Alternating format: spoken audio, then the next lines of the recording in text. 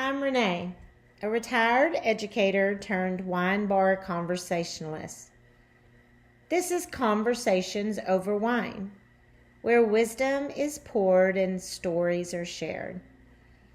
Each week, I want us to slow down, pour a glass of wine, and talk about life's lessons, aging with intention, and what really matters as we grow older.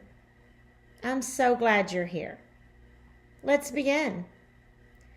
This week's episode is all about taking a careful, introspective look at where we are and how to hopefully make peace with a life that may look a little different than what you had planned.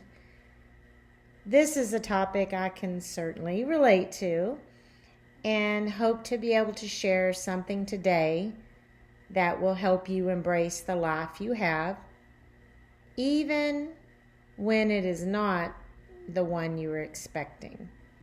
For many of us, our lives may have taken a different turn than what we were expecting it to. And I want to get into that a little bit today because I think there are a lot of people that can relate to that and maybe are not really sure exactly how to embrace this life that they are now living because it is not the one they were expecting.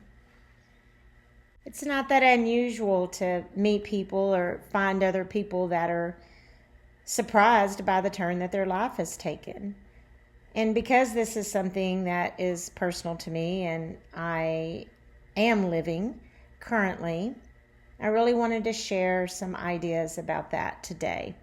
Usually with my topics, I like to pick things that I feel strongly about or I've lived through and, just want to give some ideas that I hope can help others. I have many faults and weaknesses, for sure, but lack of gratitude is not one of them, thankfully. I feel that gratitude is really the cornerstone for being at peace with wherever you are in your life. Every day, I have a little trick that I do for gratitude. When I wake up, before I will allow myself to touch my phone or any of that, I recite at least 3 things that I am grateful for. It could just be in general about life, or it could be 3 things from the previous day. Because when you do this every single day, sometimes, things can seem a little repetitive. So there are days that I just think about the previous day and maybe 3 things that happened that I was super grateful for. So I do start my day that way, and I do it because I think that it kind of sets the stage for my day, and it puts my mind and focus on all the things that I have to be grateful for, the good in my life. And I always want to start my day with the good. We all know there's plenty of bad things happening in the world and all around us, and so to be able to start my day with gratitude is very helpful to me, especially living a life that maybe I didn't necessarily think I would be living. I am grateful that I am safe, that I'm warm, and I'm living in a home that I chose. And as I've spoken to before, I'm just living in a tiny little 1-bedroom apartment on the Trinity River. I sold my home by choice. So I chose this place, and I am very grateful because I feel safety here, and it's a warm and cozy home. And I am very grateful for that. I'm grateful I wake up every day and that I still have the physical ability to walk the trails every day with my dog. I'm grateful that I have good, nutritious food in my home that I can put into my body. I am grateful for my 2 daughters, that they are strong, healthy, intelligent, incredible young women who actually enjoy spending time with me. That is definitely something to be grateful for. I am grateful there's money in the bank to pay my bills. I'm so grateful for all my amazing friends and all the joy that they bring into my life and how they just make me a better person. You know, I'm grateful that I have a wonderful retirement job with an incredibly funny, kind, and wicked smart boss. I love Jill, and when I go into work and see her big smile, I'm really grateful for that. I'm grateful that I have, a little small job to fill in the blanks in my retirement, and I'm grateful I actually love it. I'm grateful for my dog, Saya. She brings me unconditional love, lots of laughter with her little shenanigans, and companionship. Even though I live alone and I do spend a lot of time alone, I always have her. And she's always happy to see me, and she's just so much fun. I'm very grateful for her. So those are just some of the things that just right off the top of my head that I am grateful for. And I just feel that being grateful for whatever life you have, regardless of whether or not it is the one that you had in your head, that you had planned, even if it's not, it's all in our mindset. It's all in how we perceive it. So being grateful, I think, is just the cornerstone to making peace with wherever you've landed in life. Not to say that there aren't struggles or bad days or things that can really bring you down, but just starting with gratitude, and not just on occasion, but every day, reminding yourself of the beauty in the life that you do have. I think it's a great start for that, and I hope that is something that resonates with you. Now, is this life the one that I had planned out? Is this the one that I saw in my mind 10 years ago? Not exactly. But guess what? The other one that I had in my mind, say 10 years ago, it was not meant to be. And in reality, it probably would not have ended up being everything I thought it would be anyway. I mean, if my life had stayed down the same road, it still may not have turned out the way that I thought it would. I thought that I would be happily married, still living in suburbia, living a life with someone I loved. But that has just not been the way of things for me. That is not the way things have gone. I am single. Now I'm living an urban tiny house style life, and it is definitely not what I planned. But oddly enough, it really is a wonderful life. I really do enjoy my life thoroughly, and I really didn't have any idea how much just having a quiet, peaceful, simple, and yes, single life would actually lead to so much contentment. I feel at peace and I feel content. And I think there is a lot to be said for that, a lot of value in that. So next to finding gratitude every day, I think filling your life with the things that bring you the most happiness is also important to being at peace with the life that you have. But in order to do that, you must really get to know yourself. And we talked a little bit about that in my Dating Yourself, those 2 episodes. And you really do have to get to know yourself. If you're in your 50s, 60s, beyond, for us, it's kind of like coming back to ourselves and circling back to who we were before we were raising kids or having a career or both, and you kind of lose yourself a bit. And so for older women, for us, it's revisiting those things that we used to love to do. But it can also be, if you're younger, it's finding those things. It's stopping and pausing, as you're starting your career or in college or whatever, and really stopping and taking the time to learn who you are and what you love to do. If you love antiquing, make sure you make space in your life for that. If you love volunteering, volunteer. Get out and do those things that you really enjoy doing.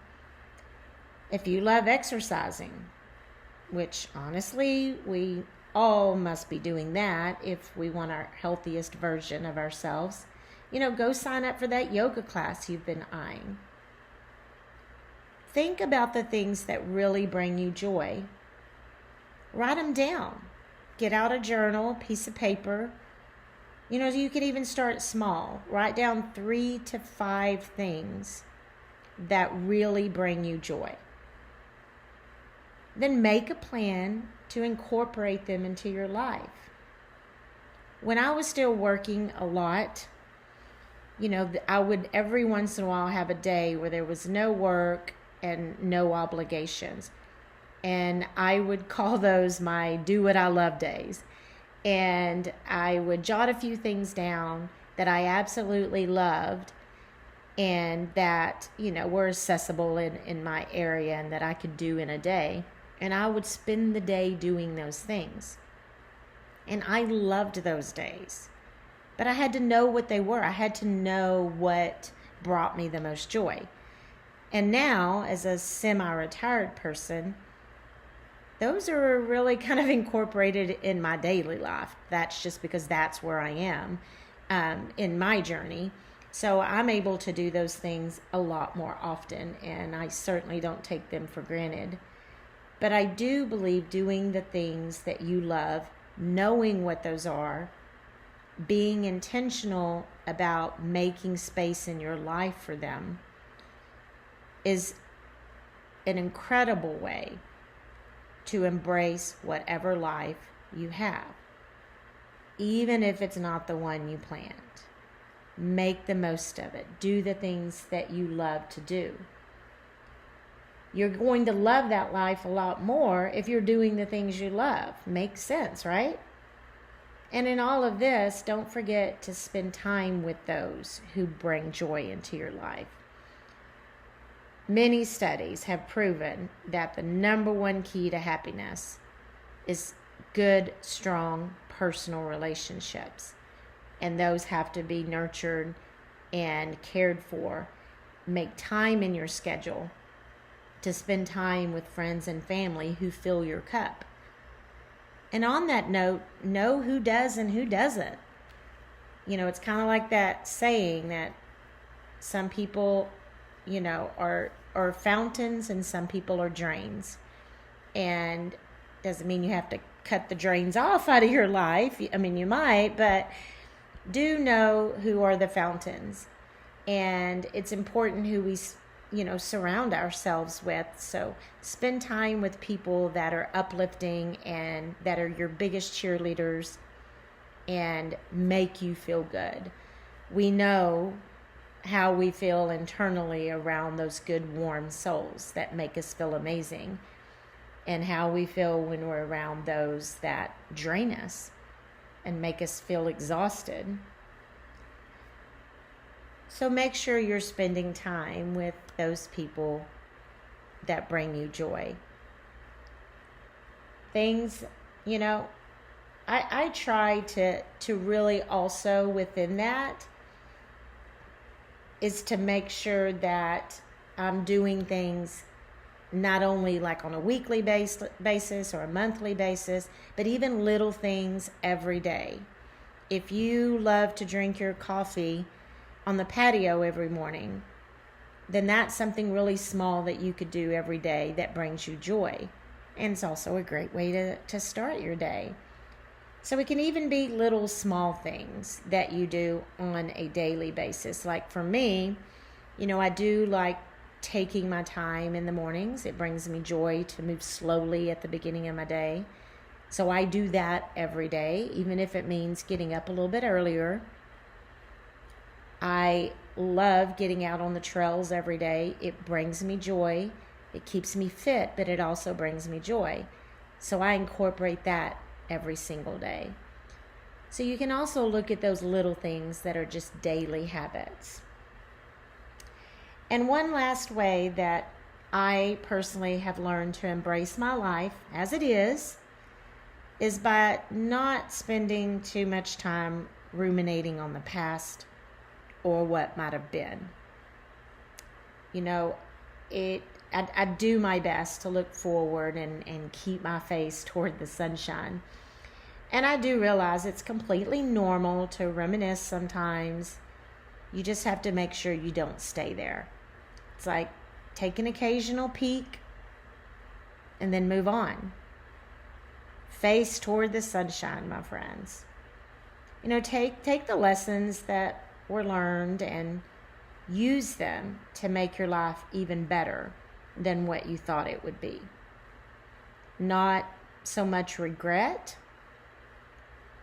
because that can be a rabbit hole, but maybe when you do take that occasional little peek back, that you just remember that it got you where you are.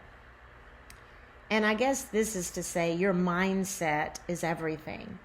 If we are always looking back with regret, how can we be looking forward? If you're looking in the rearview mirror, right, you're not looking straight ahead. And where our mind takes us is where our heart is. So I try to be very cognizant of when I'm living too much in the past. And I try to make a quick exit and then circle back to all the blessings I now have. Things were not meant to be the way that I thought. 10 years ago, what I thought my life would look like is not what it is now, and that's okay. It wasn't meant to be. And so I try to embrace that and make the very most of what I do have now. So for me, I've made peace with the life I'm living by keeping a grateful heart, filling my life with the things I love and that bring me joy, and keeping my face toward the sunshine while focusing on the life I actually have now. Not looking backwards too often or staying in the past. I hope you've enjoyed today's podcast, friends. And if you have, I would love for you to like the episode, download the episode.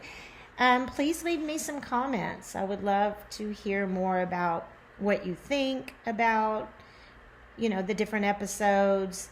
Any feedback you could give me would be helpful. Maybe you have an idea for an episode. I had my friend Karen on last week's episode, and we were talking about friendships, and that was so much fun. It's a totally different experience to do one of the episodes with a co-host. It was so much fun, and I want to do more of those, and I have in my mind a few ideas for some future episodes. And I have so many amazing people in my life with so many different talents and experiences, and I want to bring more of that into the podcast. So if you have an idea or you want to be on the show and you want to come in and talk about something that is close to your heart, please let me know about that. I'm just so grateful for this. I love this creative outlet. It's been a good way for me to get all the ideas and thoughts that roll around in my little pea brain. It's been a great way for me to get some of that out. Having retired from education, I'm sometimes feel a little deficit in the area of creativity, and so this is This is one of my outlets for getting ideas out. And so I appreciate you going on this journey with me. And so I just want to thank you again for joining me as we sipped and savored and reflected on this beautiful life that we've been given. I hope you have an amazing week. And until next time, friends, cheers.